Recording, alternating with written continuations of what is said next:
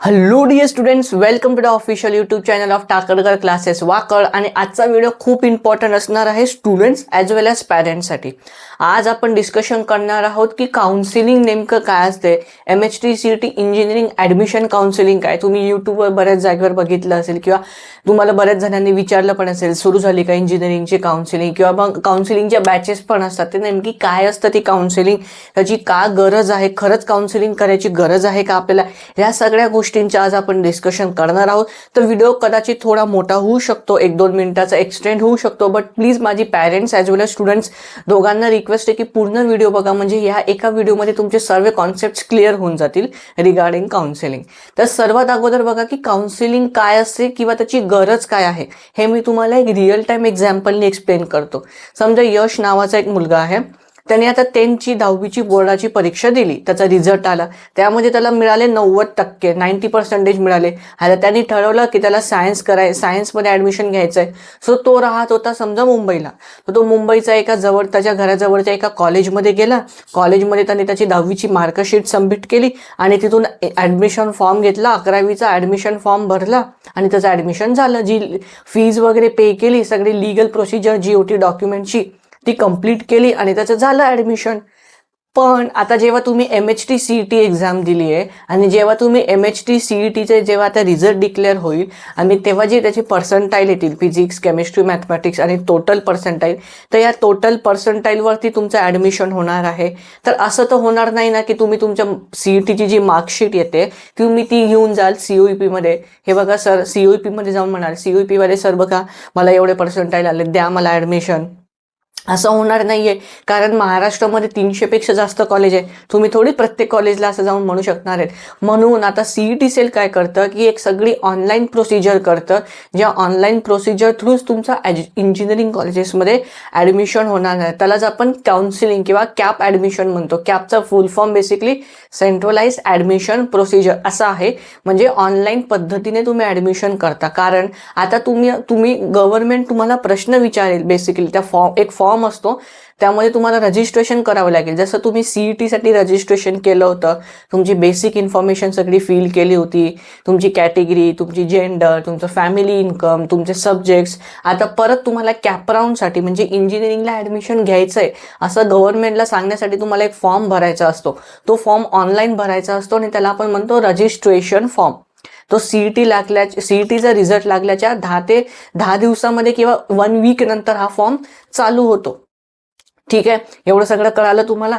आता यानंतर खूप इम्पॉर्टंट फेज येतो, तो म्हणजे काउन्सिलिंगचा ॲडमिशन म्हणजे काय की आता तुम्ही रजिस्ट्रेशन वगैरे केलं, मग त्यानंतर तुम्हाला डॉक्युमेंट व्हेरिफिकेशन सर्व प्रोसिजर असते आणि त्यानंतर खूप इम्पॉर्टंट चालू होतं तो म्हणजे ऑप्शन फॉर्म. आता महाराष्ट्रामध्ये 300 कॉलेज आहे, तर गव्हर्नमेंट तुम्हाला विचारतं दादा तुला कोणत्या कॉलेजमध्ये जायचं आहे. आता आपण काय करतो, समजा मला 90% आले इमॅजिन, तर आपण 10-12 कॉलेजेसची लिस्ट बनवतो. मला ह्या 10-12 कॉलेजेसमध्ये ॲडमिशन मिळालं तर ठीक आहे, तर मग ते 10-12 कॉलेजेसची लिस्ट आपल्याला द्यावी लागते गव्हर्नमेंटला. त्या ऑप्शन फॉर्ममध्ये ते कॉलेज, ती ब्रांच, ती रिजन, ते डिस्ट्रिक्ट आपल्याला सिलेक्ट करावं लागतं आणि त्या हिशोबामध्ये मग ऑप्शन फॉर्म आपण फिल करतो. आणि मग ऑप्शन फॉर्म फिल केल्यानंतर आपल्या पर्सेंटाईलच्या हिशोबात ज्या कॉलेजचा कट ऑफ मॅच होतोय ते कॉलेज आपल्याला अलॉट होतं. ह्याला आपण म्हणतो कॅप राऊंड. तर government basically 3 cap round conduct करतं. कॅप राऊंड 1, कॅप राऊंड 2 आणि कॅप राऊंड 3 असे 3 कॅप राऊंड कंडक्ट करतं. म्हणजे इन शॉर्ट गव्हर्नमेंट तुम्हाला 3 वेळा चान्स देतं कॉलेज सिलेक्ट करण्याचं. जर पहिल्या राऊंडमध्ये कॉलेज आवडलं नसेल तर तुम्ही दुसऱ्या राऊंडमध्ये पुन्हा एक नवीन कॉलेज घेऊ शकता. दुसऱ्यामध्ये आवडलं नाही तर तिसऱ्यामध्ये पुन्हा घेऊ शकता. परत तुम्हाला माहिती असेल institute level round, spot round हा पण एक प्रकार असतो.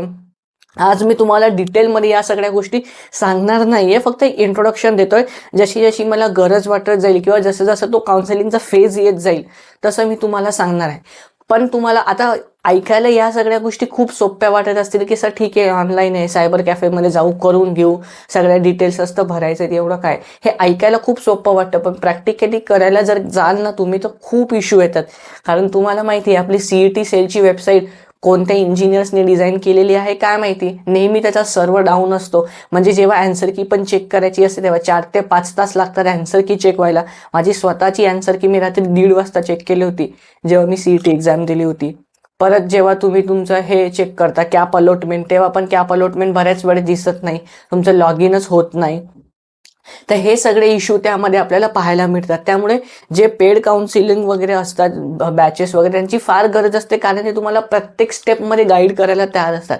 आता जेवढं माझं एक्सपिरियन्स आहे from the fast 4 years regarding counselling, तर आतापर्यंत मी 9% फक्त 9% वाल्याला पण कॉलेज अलॉट करून दिलेलं, आणि 99% वालाही माझ्याकडे होता, तर त्यांनाही मी कॉलेज अलॉटमेंट करून दिले. तर काउन्सिलिंग बॅचेस ज्या असतात त्याची गरज तुम्हाला यासाठी पडते की जे काउन्सिलर्स वगैरे असतात ते तुम्हाला प्रत्येक स्टेपमध्ये गाईड करतात. कारण जर तुम्ही फॉर्म भरताना किंवा कॉलेज लिस्ट अपलोड करताना एक जरी मिस्टेक केली किंवा एक जरी कॉलेजचा सिक्वेन्स खालीवर केला तर तुमच्या 2 वर्षाची मेहनत पूर्ण वाया जाऊ शकते. असं बऱ्याच वेळा होतं की एका स्टुडंटला जर 97% पडले आहेत, 97 पडलेत, पण काय होतं माहिती का, आता महाराष्ट्रामध्ये 300 कॉलेजेस आहेत आणि आपल्याला प्रत्येक कॉलेजबद्दल इन्फॉर्मेशन नसतं. सो तो रँडमली असेच कोणतेतरी यूट्यूबवरनं किंवा गुगलवरनं कॉलेजेसची लिस्ट काढतो आणि मग ती अपलोड करतो. तर त्याला असं कॉलेज अलॉट होतं ज्याचा कट ऑफ असतो 94-95, म्हणजे त्याला जेवढे पर्सेंटाईल होते त्याच्या 2% कमीचं त्याला कॉलेज अलॉट होतं. पण त्याला जर 97 आहे तर त्यांना 97 वाला पण भेटू शकते किंवा त्याच्यापेक्षा जास्त कट ऑफवाला पण तो ट्राय करू शकतो ना स्पॉट राऊंड वगैरेमध्ये. पण त्याची ती चूक झाली आणि त्याच्या चुकीमुळे काय झालं की त्याची 2 वर्ष केलेली मेहनत पूर्ण वाया गेली. सो ती मेहनत तुमची वाया जाऊ नये, तुम्हाला काउन्सिलिंगच्या प्रत्येक फेजमध्ये हेल्प व्हावी की सर आता डॉक्युमेंट व्हेरिफिकेशन कसं आहे, माझी ही कॅटेगरी आहे, OBC, ACBC, SC, ST, VJNT, PWD, माझी ही कॅटेगरी, मग मला या कॅटेगरीच्या अकॉर्डिंग कोणकोणते डॉक्युमेंट्स लागतील. जर तुम्हाला अशी पूर्ण हेल्प हवी असेल, पर्सनलाइज मेंटर हवा असेल काउन्सिलिंगसाठी, सो येस, आपण टाकळकर क्लासेस वाकडनी ऑफलाईन काउन्सिलिंग स्टार्ट केलेले आहे आपल्या वाकड सेंटरमध्ये. जर तुम्ही इंटरेस्टेड असाल, जर तुम्ही PCMC मधून असाल किंवा जवळच्या एरिया कुठूनही असाल, तर तुम्ही येऊन तुमचं ॲडमिशन करून काउन्सिलिंगचा भाग होऊ शकता. आम्ही तुमच्या ॲडमिशनची संपूर्ण जबाबदारी घेतो. आय होप की बेसिक आयडिया तुम्हाला आलेली असेल की काउन्सिलिंग नेमकी काय असतं आणि का करायची असते ती. तर ती महत्त्वाची तर आहेच आणि मोस्ट इम्पॉर्टंट पार्ट आहे. आणि आता काउन्सिलिंगमध्ये तुमची जेवढी रिस्पॉन्सिबिलिटी आहे, तुमच्या पॅरेंट्सची सुद्धा तेवढीच रिस्पॉन्सिबिलिटी आहे. आतापर्यंत काय झालं, पॅरेंट्सनी फक्त तुम्हाला क्लासेस लावून दिले आणि तुम्ही तुमचा अभ्यास केला, तुमची आता पर्सेंटाईल आणा. पण कुठे ॲडमिशन घ्यायचं, कोणत्या ब्रांचला ॲडमिशन घ्यायचं, कोणत्या सिटीमध्ये घ्यायचं, मुंबईला जायचं, पुण्याला जायचं, नाशिकला जायचं, नागपूरला जायचं, अमरावतीला जायचं, छत्रपती संभाजीनगरमध्ये ॲडमिशन घ्यायचं, हे जे सगळे डिसिजन आहे ते तुमचे फॅमिली डिसिजन असणार आहे. त्यामध्ये प्लीज तुमच्या मम्मी पप्पांना इन्व्हॉल्व करा आणि सर्वांनी बसून डिसिजन करा. कारण ह्या सगळ्या गोष्टी आता पुढे जेव्हा तुम्ही ऑप्शन फॉर्म सबमिट करणार त्यावेळेस तुम्हाला रिजन सिलेक्ट करावा लागतो. तर या सगळ्या गोष्टी तिथे कामाला येतील. तर ह्या सगळ्या गोष्टी येतात काउन्सिलिंगमध्ये. परत तुम्हाला माहीत असेल इंजिनिअरिंगमध्ये 10पेक्षा जास्त वेगवेगळे ब्रांचेस आहेत. त्याला ट्रेड्स म्हणतो. Civil engineering, mechanical engineering, electrical engineering, IT engineering, computer engineering, electronics and telecommunication engineering, chemical engineering, robotics and automation engineering, या वेगवेगळ्या इंजिनिअरिंगच्या ब्रांचेस आहेत. आता यांच्या जर तुम्ही रिसर्च करायला गेलात तर तुम्हाला या खास एवढं काही समजत नाही, किंवा मग असं होतं की आम्ही ही ब्रांच घेतोय सर, तर पुढच्या 10-15 वर्षामध्ये याला स्कोप असेल का. तर या सगळ्याचा जर तुम्हाला प्रॉपर स्टडी करायचा असेल तर तुम्हाला काउन्सिलिंग बॅचची नक्की गरज पडते. कारण ते मेंटर तुम्हाला अलॉट केला जातो आणि तिथं 1 to 1 तुमची गायडन्स असते. कारण तुम्हाला माहीत असेल तर आज ज्याला 40% पडणार आहेत आणि ज्याला 99% पडणार आहेत, दोघं जण एकच म्हणतात की आम्हाला CSIT मध्ये जायचं, आम्हाला कम्प्युटर इंजिनिअरिंग करायची.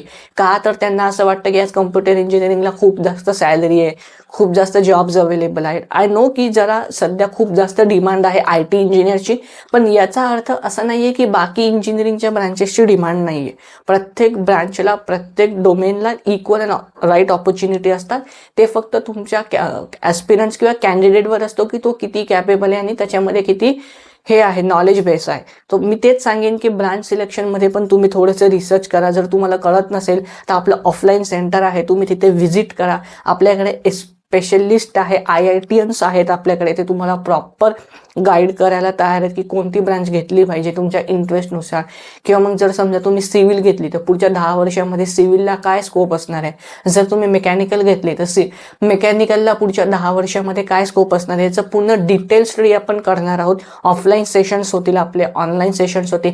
काही सेशन्स फक्त पॅरेंट्ससाठी होतील की पॅरेंट्सने ॲडमिशन घेण्यापूर्वी कोणत्या गोष्टी खात्री करून घ्यावा. एस्पेशली जर गर्ल्स मुलीचे आई वडील असतील तर त्यांना आम्ही स्पेशली सांगतो की जर तुम्ही मुलीला हॉस्टेलमध्ये ठेवणार नसाल तर अगोदर तर कॉलेजला व्हिजिट करा, बघा तिथे हॉस्टेल कसं आहे, वातावरण कसं आहे, तिथला हॉस्टेलचा स्टाफ कसा आहे, तिथं जवळपास मेडिकल हॉस्पिटल्स वगैरे आहेत का, बस ट्रान्सपोर्ट फॅसिलिटी आहे का, आणि मेन म्हणजे जेवणाची सोय आहे का, मेस वगैरे चांगली आहेत का. तर ह्या सगळ्या गोष्टींचा स्टडी करावा लागतो आणि मगच एक कॉलेज फायनल करावं लागतं. फक्त प्लेसमेंट बघितलं कॉलेजचं आणि मला ते कॉलेज आवडलं असं नसतं. आणि मॅक्झिमम यूट्यूबर्स तुम्हाला अशी खोटी इन्फॉर्मेशन देतात की हे कॉलेज चांगलं आहे कारण याची NIRF रँकिंग हे NIRF रँकिंग चांगली आहे, पण त्यासोबत अजून खूप सारे पॅरामीटर्स आहेत, त्यांना सुद्धा कन्सिडर करूनच तुम्ही ॲडमिशन करू शकता. त्यामुळे ही घाई करू नका की मी याच कॉलेजमध्ये जाणार त्याच कॉलेजमध्ये जाणार. शांततेने विचार करा. आणि ह्या सगळ्या काउन्सिलिंगमध्ये जर तुम्हाला एकदम हवं असेल की माझी ही प्रोसेस खूप स्मूथ व्हावी, मला कोणतंच टेन्शन येऊ नये, माझा कोणताच ॲप्लिकेशन फॉर्म रिजेक्ट होऊ नये किंवा मी काउन्सिलिंगच्या बाहेर होऊ नये, तर लगे आजच तुम्ही आपल्या ऑफलाईन सेंटरला व्हिजिट करून तुमचं ॲडमिशन कन्फर्म करून घ्या. आणि येस, आय होप तुम्हाला खूप चांगला कॉलेज भेटणार आहे. व्हिडिओ आवडला असेल तर प्लीज कॉमेंट सेक्शनमध्ये अजून आम्हाला सांगा की तुम्हाला कोणत्या टॉपिकवरती व्हिडिओ हवा आहे किंवा तुमच्या काही रिक्वायरमेंट्स असतील, कॅटेगरी वाईज डॉक्युमेंट्स कोणते हवेत, कट ऑफ लिस्ट वगैरे जर तुम्हाला हवी असेल तर please let us know in the comment section. Thank you everyone.